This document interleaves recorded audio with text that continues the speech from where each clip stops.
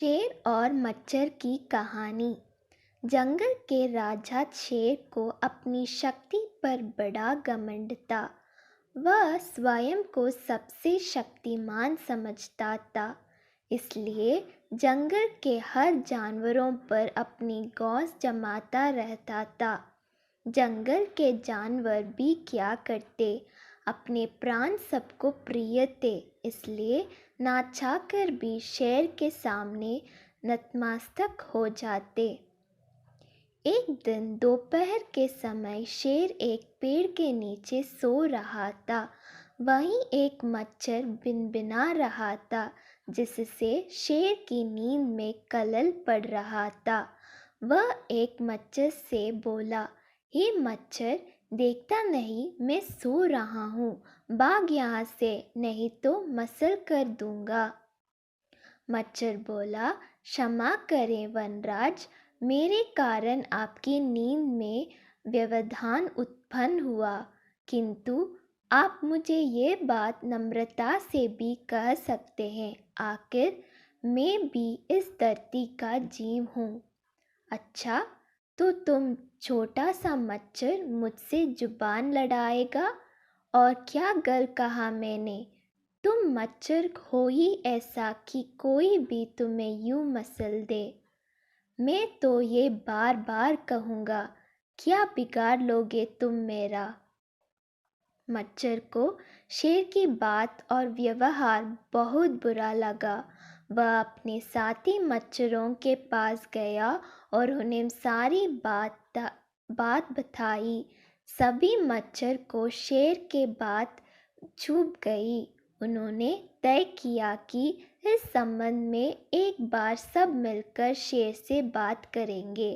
सभी मच्छर शेर के पास पहुँचे और बोले, वनराज, हमें आपसे बात करनी है, जल्दी बोलो, मुझे तुम जैसे से बात करने की फुर्सत नहीं है।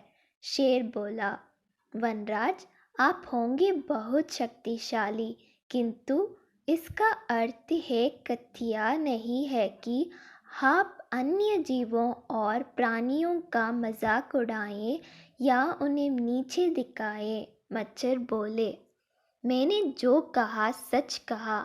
मैं सबसे शक्तिशाली हूँ और मुझे कोई हरा नहीं सकता। घमंड में चूर शेर गरजा।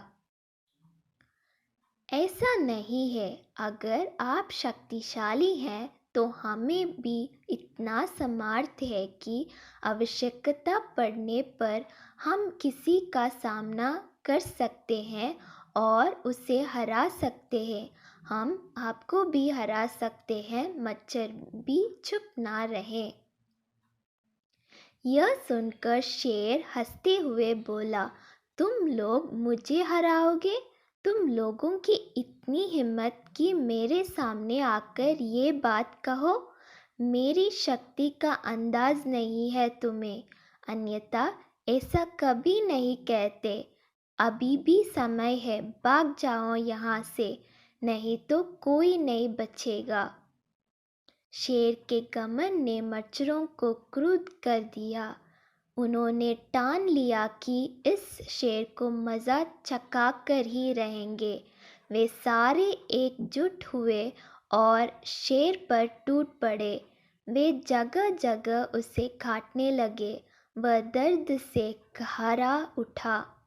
इतने सारे मच्छर का सामना करना उसके बस के बाहर हो गया। वह दर्द से चीखते हुए वहाँ से भागा, लेकिन मच्छरों ने उसका पीछा नहीं छोड़ा। वहाँ जहाँ भी जाता वे भी उसके पीछे जाते और उसे काटते। आखिरकार शेर को झुकना पड़ा। उसने हार मान ली। वह मच्छरों के सामने गिड़गिड़ाने लगा, मुझे बख्श दो, मुझसे गलती हो गई, जो मैंने तुम तुच्छ समझकर तुम्हारा मजाक उड़ाया और तुमसे बुरा व्यवहार किया। आज तुमने मेरा घमंड तोड़ दिया। अब मैं कभी किसी की नीचे नहीं दिखाऊंगा।